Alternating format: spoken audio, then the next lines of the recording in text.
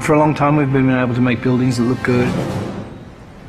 We've been able to make cars that look very real. The level of realism goes up and up and up. With previous kind of technologies that you'd use, like facial motion capture, we didn't really ever feel that we could pull that off. You could never really tell whether someone was lying or not. With this technology, what you see is what you get. I'm always happy to help the LAPD.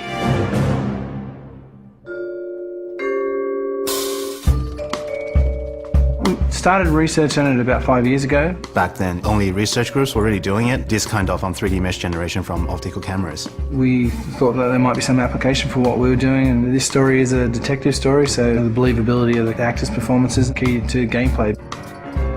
That's one of the key strengths of our system. We can actually see all the subtle features that animation traditional ones just can't do. Cole Phelps, traffic.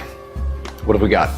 It's really acting a scene in two parts, the motion capture and then the motion scanning. The motion capture captures all the body movements and where people look, so it gives you all of the eye lines. Regulator valve. Good find. Then we move over to this studio where an actor would typically go into makeup in the morning and then they have their hair done in a 1940s hairstyle. Then they come into a room and sit in a seat behind me, and what the rig does is capture a volume around them. You've got cameras not only around, but also looking upward and downward as well. So any kind of movement is going to cut out some of the information. And they deliver their lines, and as they talk, they get processed and turned into 3D. And action. So the guys' names that I've been seeing doing the repairs on the heaters, they're fully licensed and accredited. We go from 2D videos to 3D meshes. I think you're lying, Rasic. I think some of your men aren't fully licensed. To compressed versions for the game. I think some of your men aren't fully licensed. You're desperate to cover your sales. The level of detail is just so high that they're just like a real person in life. You're gonna lose your wife and probably end up in the big house.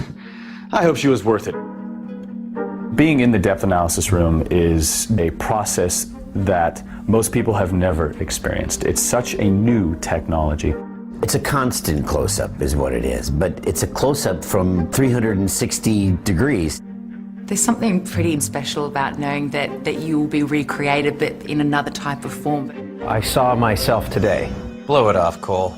These artsy-fartsy types always get a little flighty. It's me. LAPD, drop the weapon!